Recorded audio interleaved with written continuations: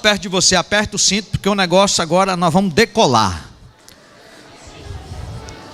Fala pro irmão, ó, é sério, o negócio hoje vai ser forte.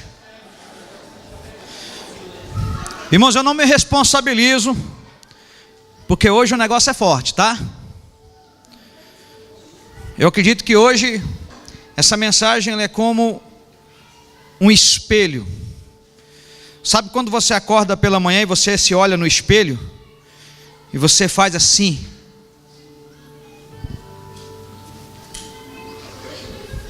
Ninguém faz isso? Ninguém, não acredito. Né? Você olha no espelho assim, né? Eu pelo menos eu tenho que fazer assim, ó. Nossa, como eu sou lindo.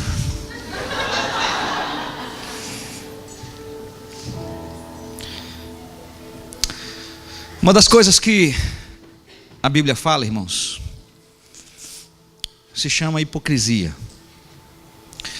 E a hipocrisia tem seus filhos. Dissimulação, por exemplo, um sujeitinho dissimulado, uma pessoa falsa. Tem outro sinônimo também que é farisaísmo, né? Que é impor uma coisa e não viver ela, falar uma coisa e não fazê-la. Mas hoje eu queria ficar em cima dessa questão aí, dessa palavrinha, dissimulado. Um sujeito dissimulado, uma pessoa dissimulada. Eu diria que uma pessoa assim é aquele que o que importa são as aparências. Irmãos, tem muita gente que vai para o inferno bonito e tudo. Gastou a vida se preocupando com as aparências. Aparência para a esposa, mantém uma pose para ela, mas é um traidor, é um adúltero. Aquele filho falso, mas lá no fundo, aquele filho que na frente do pai e da mãe é uma coisa, por trás é outra. Aquele que na frente do patrão é o cara mais produtivo que tem, mas fora fala mal do patrão. Aquela pessoa que ele vem à igreja faz 10 anos. Todo mundo pensa que ele é um santo homem de Deus, uma santa mulher de Deus. A ideia de hoje não é que você comece a pensar em pessoas. No fundo hoje, se você sair daqui pensando na sua vida, como você tem vivido a sua fé. Falo isso porque Paulo fala a Timóteo de uma fé não fingida. Quem já leu sobre isso? Fé não fingida. Pastor, não me diga que tem gente que finge a fé, pastor. Paulo falou, naquele tempo dele tinha. E é interessante que Paulo gamou em Timóteo, porque ele viu em Timóteo isso. Abra sua Bíblia no livro de 2 Coríntios, no capítulo 3. Se essa câmera tremer aí hoje, 2 caras vai tremer na base depois. 2 Coríntios 3. Aleluia.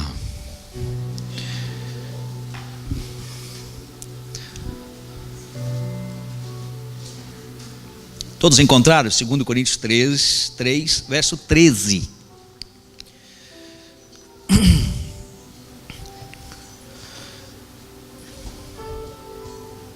E não somos como Moisés, que punha véu sobre a face, para que os filhos de Israel não atentassem na terminação do que se desvanecia.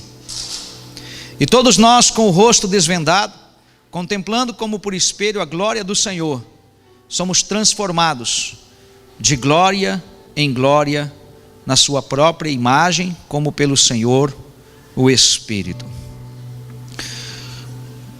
Amém? Feche os olhos, mas fique com a Bíblia aberta. Pai, em nome de Jesus, essa é a tua palavra, este é o teu povo, e cada um de nós, meu Deus, necessitamos do Senhor. Que assim como quando eu vi essa mensagem, o Senhor possa, ó Deus, também impactar o coração de cada um. Assim como o Senhor mexeu comigo, o Senhor possa mexer com cada um aqui de maneira especial, em nome de Jesus. Quando a gente vê as pessoas na igreja, a gente espera uma reação delas. Na verdade, é uma atitude delas. Atitude de quem vai à igreja. Então, quando alguém fala de alguém, ele fala que é evangélico, ele diz, mas ele é evangélico. Está conseguindo um emprego para alguém, e a pessoa diz, é evangélico. Hoje já está ficando até esquisito, quando o cara chega e diz que é evangélico, o cara fala, não, então você está dispensado, né? Por outro lado, ainda existe um respeito. Não, se é evangélico, seja bem-vindo. A característica do evangelho deveria ser honesto, fiel, uma pessoa discreta. A característica do evangélico deveria ser não fofoqueiro, não fofoqueira. Enfim, poderíamos enumerar muitas coisas. Mas infelizmente não é isso que o mundo está enxergando. E quando eu vejo Moisés falando aqui que nós não somos como Moisés, eu vejo Paulo dizendo a respeito de Moisés. Ele escreveu Coríntios, ele está citando Moisés, que foi um santo homem de Deus, que foi um grande homem de Deus. E ele está falando aqui a respeito de um defeito de Moisés e não de uma virtude. Ele está dizendo aqui de um defeito desse homem, e essa parte seria muito fácil de entender no comportamento da vida de Moisés, porque todo mundo tem nele um homem de fé, um homem de atitude, um homem que foi usado para libertar o povo do Egito, um homem que foi criado. A vida de Moisés, ela é um milagre. A vida de Moisés, ele foi salvo no momento que havia um decreto para matar todos os meninos que nascessem na época dele. E ele foi poupado, criado pela filha de Faraó, ou pela irmã de Faraó, não me lembro agora, fugiu aqui. E a vida dele por si só é um milagre, criado dentro do Egito, no padrão da riqueza, tinha do bom e do melhor, e de repente levado para o deserto para ser alguém usado por Deus para libertar o seu povo. Sem dúvida nenhuma ele é um grande homem para a nação de Israel e também aqui na Bíblia Sagrada. Alguém de quem o próprio Deus disse que estava acima dos profetas, e alguém profetizou a respeito do Messias, que ele próprio profetizou. Quando Moisés falava do Messias, ele disse que seria alguém que seria acima dele, né? Levantaria um profeta semelhante a ele, a Bíblia diz. Mas é desse homem que Paulo está dizendo que nós não somos como Moisés, rosto coberto, havia um pano. O que Paulo está apontando nessa palavra é a respeito de um erro que esse santo homem de Deus, que esse grande líder cometeu. Paulo fala claramente de uma atitude na vida de Moisés que eu e você conhecemos como fingimento, falta de transparência, dissimulação. Eu nunca vi isso aqui, irmãos, até porque eu sempre entendi que o lenço na cara de Moisés, eu sempre acreditei que era porque o povo pecador não poderia olhar no rosto do santo homem de Deus, e por isso ele tampava, senão o povo caía na frente dele. E é justamente o contrário, e você vai entender. Irmãos, essa dissimulação de Moisés, ela não é uma exclusividade dele. A gente encontra isso em algumas pessoas na Bíblia, mas nós queremos trazer o exemplo da Bíblia para o século 21, aplicar aqui na minha e na sua vida, porque essa característica de Moisés, ela está presente nos pastores, nos líderes, no cristão de um modo geral, em todos aqueles que são discípulos de Jesus. E você que está buscando servir a Deus de verdade, vai se encontrar em algum momento buscando não ser dissimulado, buscando não ser falso, buscando não ser hipócrita, buscando não fazer as coisas na frente dos outros certinho, mas por trás revelando de fato quem você é. Por que Moisés cobria o rosto? Porque na verdade ele entrava na presença de Deus, e quando ele estava na presença de Deus, a presença de Deus era real na vida dele. E quando essa presença estava nele, essa unção estava nele, ele brilhava. Mas à medida que ele saía da presença de Deus, e não porque ele era um pecador, mas à medida que ele saía, e não porque ele cometia pecados, mas à medida que ele saía, não porque ele queria pecar ou ele pecava, como eu quero mostrar para você, essa glória ia embora. Mas a preocupação que entrava em Moisés era de como o povo estava vendo ele. Moisés queria, em outras palavras, mostrar para o povo que aquela glória nunca saía da vida dele. Então, para que o povo não percebesse, ele colocava o lenço, porque o povo via. Só que tinha hora que aquela glória sumia, não aparecia. E ele queria causar uma impressão para o povo. Ele queria que o povo tivesse uma ideia de quem ele era sempre, e era daquele jeito como ele aparecia no primeiro momento. A glória de Deus sumia da vida dele. Então ele não queria que os israelitas vissem que o semblante dele, Jean, não estava brilhando. Ele queria isso. E quando a gente presta atenção, irmãos, na história, fica claro, por exemplo, quando aqui no texto de Êxodo 34, 29 a 35, não precisa abrir, preste atenção, eu vou ler para vocês, está escrito assim: quando desceu Moisés do monte Sinai, tendo nas suas mãos as 2 tábuas do testemunho, sim, quando desceu do monte, não sabia Moisés que a pele do seu rosto resplandecia, depois de haver Deus falado com ele. Olhando Arão e todos os filhos de Israel para Moisés, eis que resplandecia a pele do seu rosto, e temeram chegar-se a ele. Então Moisés os chamou. Arão, todos os príncipes da congregação, tornaram a ele, e Moisés lhes falou. Depois vieram também todos os filhos de Israel, aos quais ordenou ele tudo o que o Senhor lhe falara no monte Sinai. Tendo Moisés acabado de falar com eles, pôs um véu sobre o rosto. Porém, vindo Moisés perante o Senhor para falar-lhes, removia o véu até sair. E saindo, dizia aos filhos de Israel tudo o que lhe tinha sido ordenado. Assim, pois, viam os filhos de Israel o rosto de Moisés. Viam que a pele do seu rosto resplandecia. Porém, Moisés cobria de novo o rosto com o véu até entrar e falar com ele. Embora as pessoas tenham se assustado ao ver o rosto de Moisés resplandecendo, esse texto deixa claro, nos revela que ele falou de cara limpa, sem véu algum. Então o homem de Deus, ele colocou o véu somente depois de falar aos israelitas, somente depois de falar. E ele não fez isso, irmão, só na primeira vez que o seu rosto brilhou. Todas as vezes que ele entrava e saía da presença do Senhor, o comportamento dele se repetia. A Bíblia diz que ele falava ao povo as palavras de Deus, o povo via que o seu rosto brilhava. Depois de falar ao povo, ver que o seu rosto brilhava, então o que ele fazia? Cobria de novo a face. Aí ele entrava na presença de Deus, tirava a face, e de novo, quando ele saía da presença do Senhor, ele colocava para o povo, ele mostrava para o povo, então ele tampava de novo.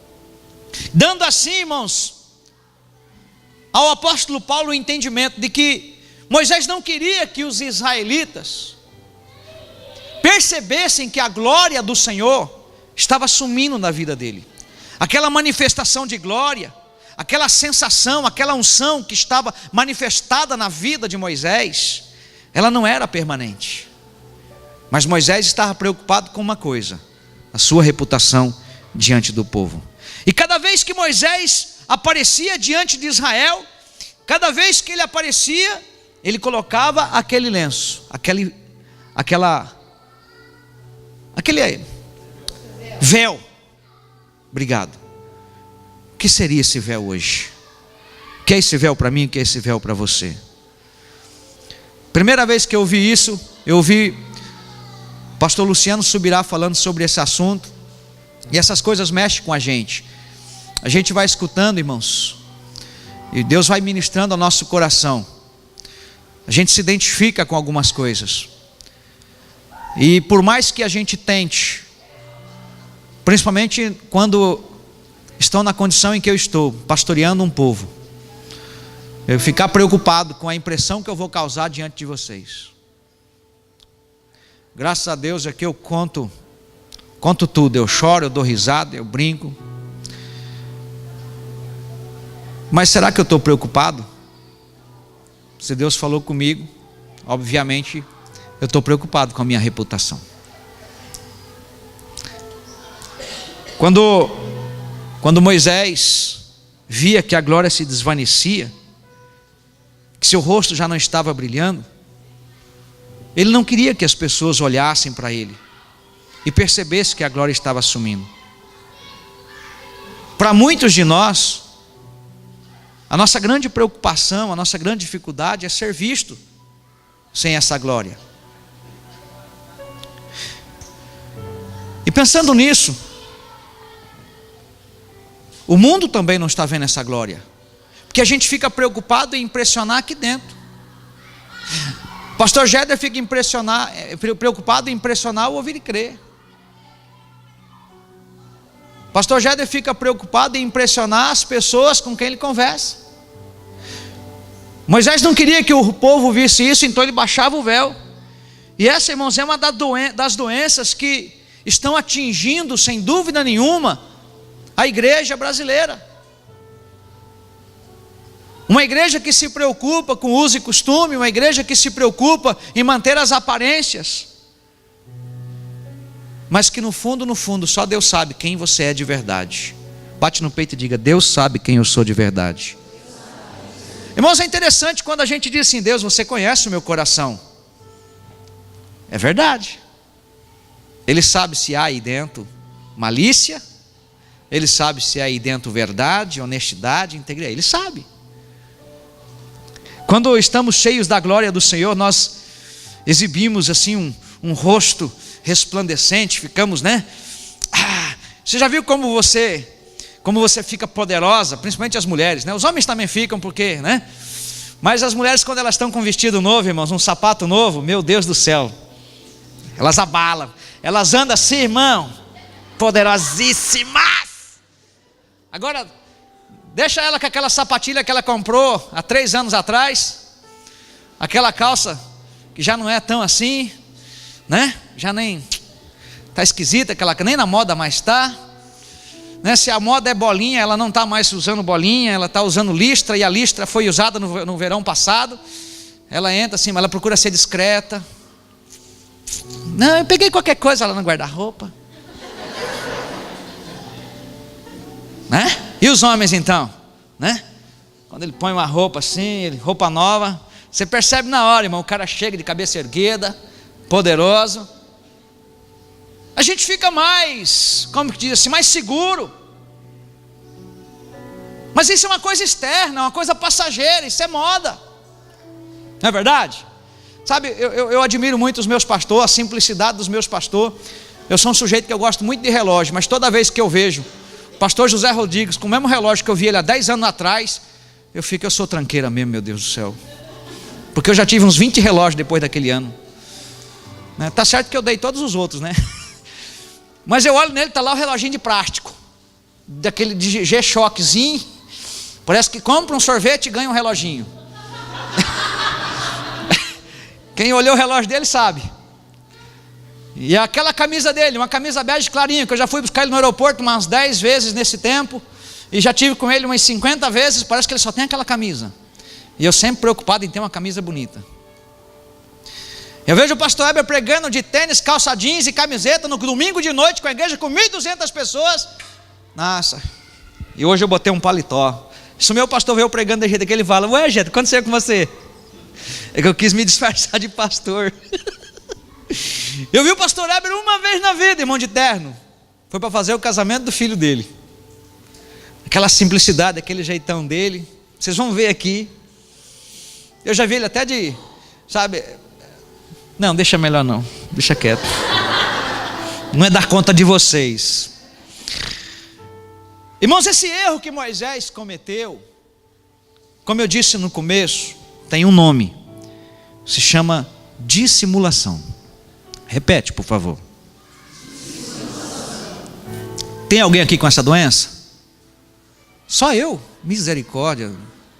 Depois os que não levantaram a mão, vem pôr a mão na nossa cabeça aqui, tá? Nós vamos colocar todo mundo aqui, vamos ajoelhar, né? Pastor, você está dizendo que eu sou dissimulado?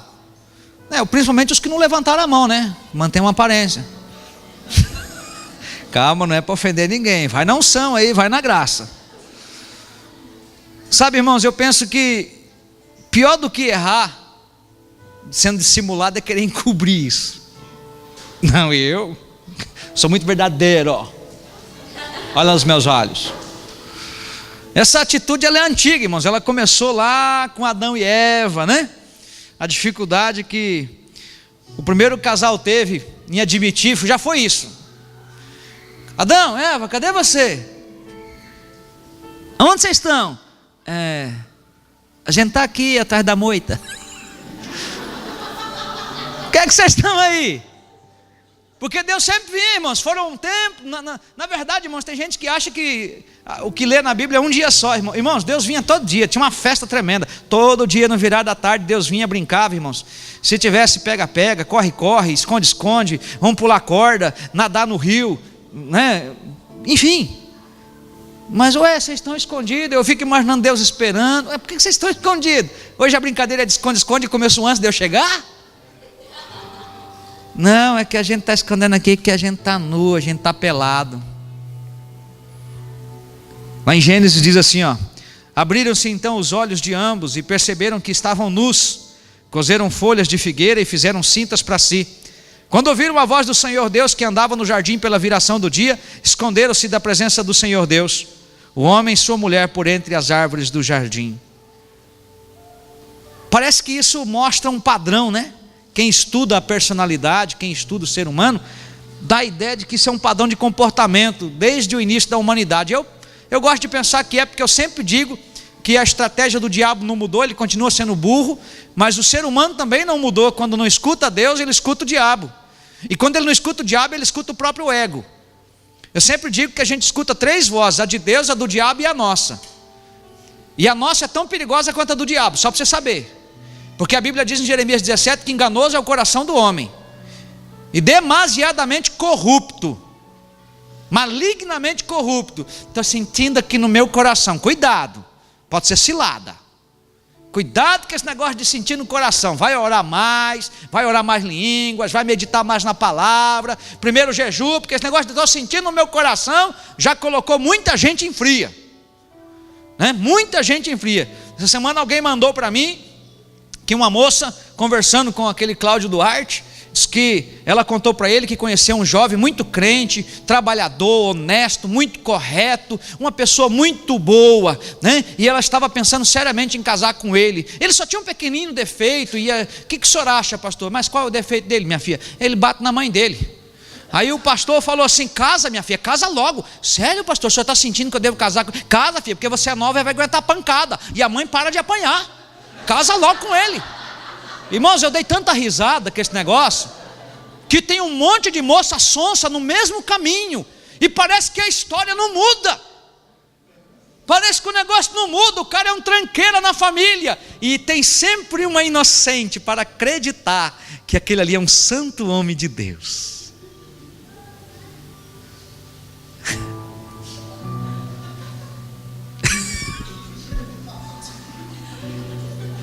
Eu escuto as risadas, né? O quê? Esse padrão de Adão e Eva, irmãos, ele é repetido na Bíblia, sim. E a gente vê isso no comportamento de muitas pessoas na Bíblia, vê no comportamento dos evangélicos, no comportamento dos católicos, no comportamento dos espíritas. Isso é visto na vida dos cristãos, que devido à responsabilidade que eles têm de serem luz, de serem sal da terra, isso seja homem, seja mulher de Deus, eles não querem que nunca, ninguém, que nunca veja um traço de fraqueza na vida deles. Como que as pessoas escondem as coisas? Por exemplo, Davi é um sujeito como eu e você, porém diferente de nós todos aqui. Davi era bilionário. Além de ser bilionário, ele era forte, bonito, né? Campeão de guerra, nas Olimpíadas só dava ele. O cara era o cara, na verdade é até hoje para o judeu. Fala mal de Davi lá em Israel para você ver, vão colar tua orelha rapidinho, na verdade decapita você, né? Porque o cara é o cara até hoje. Mas Davi também não fugiu a isso. Davi deu uma olhadinha na irmã lá embaixo, uau, na mangue, na amiguinha, vem em mim, né?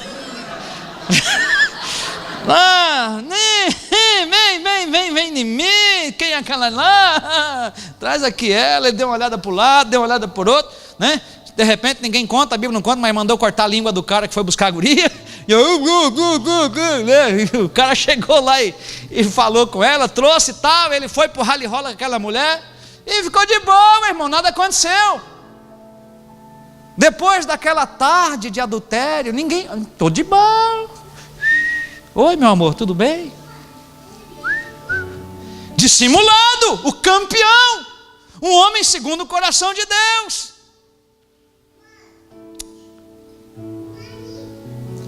Mas a casa caiu, irmão. Sabe quando? A Betseba mandou um zap para ele. Ela mandou um WhatsApp para Davi.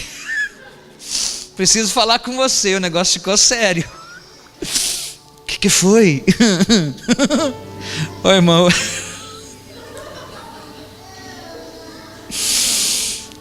Eu já passei por isso, Deus sabe.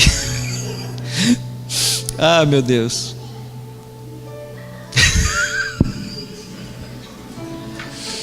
Tô grávida.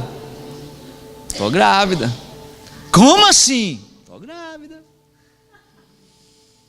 Mas e seu marido? Então, tá na guerra já faz uns 3 meses. Lascou. Olha aí o sujeito começa a arquitetar, irmãos, né? Então, peraí, calma, muita calma nessa hora. Fala, deixa que eu vou resolver.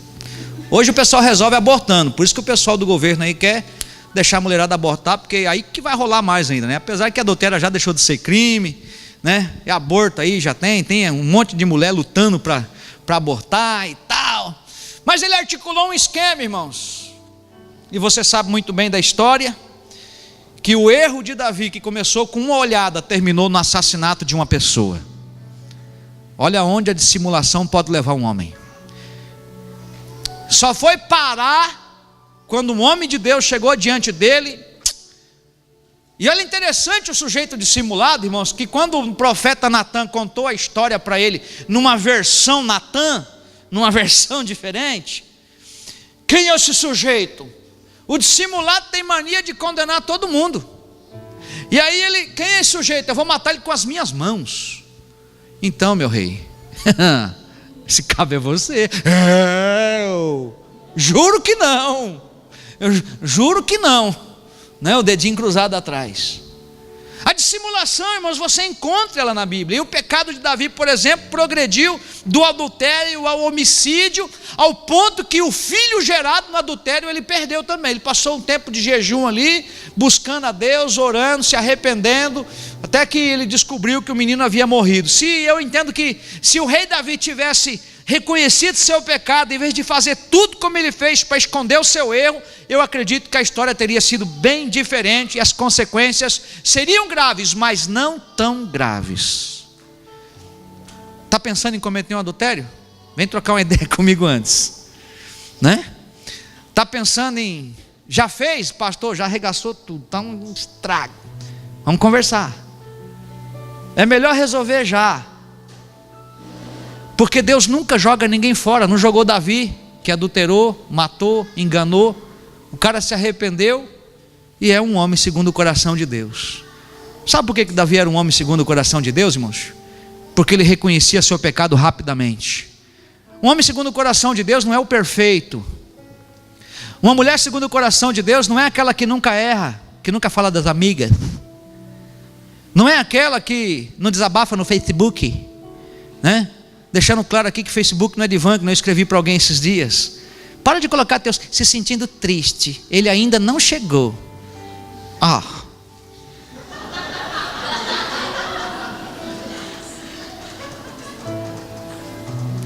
Todo mundo que riu porque faz isso no Facebook?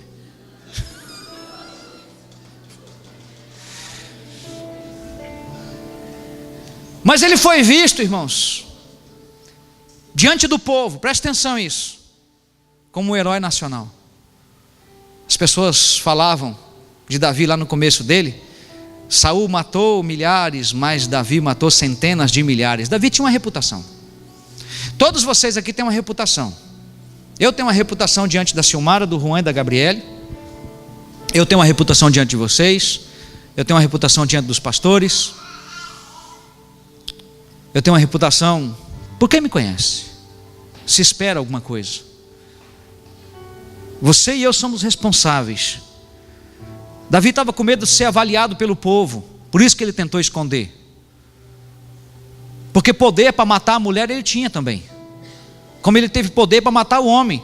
Você veja que ele mandou a carta pelo próprio cara que ele queria matar. Para o seu comandante não foi nem questionado. O comandante obedeceu, irmã Sueli, na hora.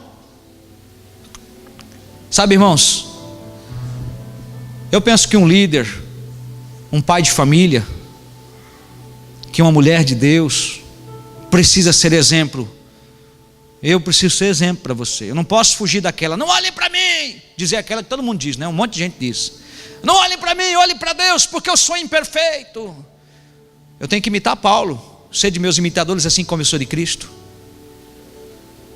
Agora não é porque eu não sou ainda como o apóstolo Paulo, não é porque eu ainda não sou como Jesus Cristo, não é porque eu ainda não tenho todas as características, estou longe disso, que eu vou desistir. Eu prossigo para o alvo, deixando as coisas que para trás ficam. Paulo, ele é especialista nisso. Pensa no homem que admitia defeitos, era o próprio Paulo. Ele falou, isso deixa para trás, vamos seguir embora, não vou ficar parado com isso não. A gente tem a responsabilidade de ser luz nessa cidade, de ser sal da terra nessa cidade, e com dissimulação, em outras palavras, usando o véu, e melhorando ainda, deixando no popular, usando uma máscara. Não vai dar não. Quando você esconde uma fraqueza, uma limitação, algo que você não quer que ninguém saiba, e eu não estou nem falando de pecado, não estou nem falando de pecado. A sua atitude pode parecer qualquer outra coisa, irmãos, mas na verdade ela se chama dissimulação. Desarme-se. Você é frágil nessa área. Há uns anos atrás, não sei se 3 anos, algumas pessoas aqui me viram contando a respeito da imoralidade. Quem estava lá naquele culto, aquele dia? Da minha pessoa. Naquele dia eu sarei, quando eu contei a minha fraqueza. E hoje eu posso olhar no olho das pessoas, posso atender os pastores, posso conversar com todas as pessoas, porque eu sou sarado daquela bagaça lá. Mas enquanto eu escondi, pagava de santarrão, eu não era curado. Sempre o diabo apresentava a proposta, e eu não podia contar para ninguém. Afinal de contas, eu sou o pastor Géder, uai. Se alguém souber disso, qual é o problema? Nossa, é grave, então não conto para ninguém. Não conto para ninguém. Tem uma fraqueza? Minha fraqueza é a bebida, pastor. De vez em quando eu vejo, eu já tomei só um golinho, mas aí, sabe, pastor, aquele golinho, sabe? E aí então eu começo, né? Já que eu tomei um golinho mesmo, já lascou tudo mesmo. E aí eu já estou assim, né? E agora, para quem eu vou contar? Quem está me entendendo pode dizer amém. Eu não sei se você usa máscaras, mas deixa Deus abrir você, deixa Deus trabalhar com você. A gente encontra na Bíblia um outro camarada também, lembra de Pedro? A Bíblia diz em Gálatas capítulo 2, verso 11 assim, eu vou ler para você. O apóstolo Pedro, um homem de grande estatura espiritual, na verdade está aqui. Quando porém Cefas veio a Antioquia, resisti-lhe face a face. Olha Paulo falando de Pedro. Resisti-lhe face a face, porque se tornara repreensível com efeito, antes de chegarem alguns da parte de Tiago, comia com os gentios. Quando porém chegaram, afastou-se e por fim veio a apartar-se também, temendo os da circuncisão. E também os demais judeus dissimularam com ele, a ponto de o próprio Barnabé ter se deixado levar pela dissimulação deles. Quando porém vi que não procediam corretamente segundo a verdade do evangelho, disse a Cefas, na presença de todos: se sendo tu judeu, vives como gentio e não como judeu, por que obrigas os gentios a viverem como judeus? Querido, o assunto em questão não era esconder um pecado, é somente um ponto de vista, uma opinião da liberdade de Pedro. Ele desfrutava de um relacionamento com o povo gentio, porém os irmãos de Jerusalém, os irmãos de Antioquia não concordavam com isso. O que Pedro fez então? Paulo olhou para ele e falou que isso era dissimulação, isso era fingimento. Porque quando Paulo chegou no ambiente, Pedro, que estava no meio dos gentios, junto com Barnabé, eles se largaram, deixaram os gentios tudo lá. Largaram. Foram para o outro lado. Sabe pessoas na escola tem muito isso se chama bullying hoje. Quando uma pessoa, bullying, né? Quando uma pessoa, ela não tem assim um padrão, ela é simples, né? Fica deslocada. Eu sofri bullying um dia, irmãos, é terrível. Eu cheguei num lugar que só tinha os clérigos da nossa cidade, de ternos, roupas sociais, né? Cheirosos. Era na quadra do Erasmo Braga, um ambiente assim super top de linha. Tá certo que eu fui irresponsável, né? Cada ambiente a gente tem que agir de acordo com o ambiente, né? Traje social, aquela coisa toda. Eu cheguei, irmão, suado, na XL que o Baran tinha, que roubaram dele aqui em Dourados. Cheguei, aquelas calças cargo, né? Cheio de bolso do lado, uma mochilona, né? Uma camisetona, um boné e um capacete na mão, uma mochila do outro. E eu entrei assim, afinal de contas eu era vice-presidente do conselho de pastor da cidade de Dourados. Mas eu cheguei lá dentro, tinha uns caras bonitos, alinhados, de terno. E eu fui chegando assim, oi, como vai? Irmão, eu fui ficando sem graça, fui ficando perdidinho, irmão. Fui olhando assim, e todo mundo que olhava para mim, ninguém deu uma moralzinha para mim. Eu falei, meu Deus, para onde eu vou? Cadê um buraco para eu entrar dentro? Senhor, tem misericórdia de mim. De repente eu vejo, pastor Jéder, querido, venha cá. Santa pastora Lia. Ai, corri na mesa dela, irmãos. Busca a Lia, minha amiga, até hoje. Sentei, esse aqui é o pastor Jéder. Esse que é o pastor Jéder. Quem já passou por isso? Só eu, irmãos? É terrível, irmãos. Terrível, terrível. Um dia eu fui buscar uma caminhoneta zero. Um cara, a mulher dele está aqui dentro. Mas ele foi lá, irmão, o cara não quis atender ele porque estava de chinelo de dedo. Lembra, né, Gabi? E o cara nem deu moral. O cara queria comprar uma caminhoneta de 55, quase 60 mil reais. E você não quer comprar um Celta? Não, eu quero ver a caminhoneta. Então, tem um mais barato ali, ó. Não, aí ele foi embora, irmão, voltou. Aí eu fui lá,